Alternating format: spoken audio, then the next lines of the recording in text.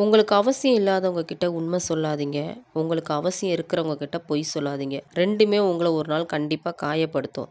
கொஞ்சம் நல்லா கவனிச்சு பார்த்தா தெரியும். நம்மள பத்தி தெரியாதவங்க நம்மள பேசுறத விட, நம்மள பத்தி எல்லாமே தெரிஞ்சுக்கிட்டு, நம்மளோட சூழ்நிலை எல்லாமே புரிஞ்சுக்கிட்டு பேசுறவங்க தான் அதிகமா இருக்கிறாங்க. உங்கள ஒருத்தவங்க வேணான்னு நெனச்சு வெறுத்து ஒதுக்குறாங்க அப்டின்னா, கொஞ்சம் கூட கவலைப்படாதீங்க. ஏன்னா, அவங்களுக்கு உங்களோட அன்ப பெறதுக்கான தகுதி இல்ல.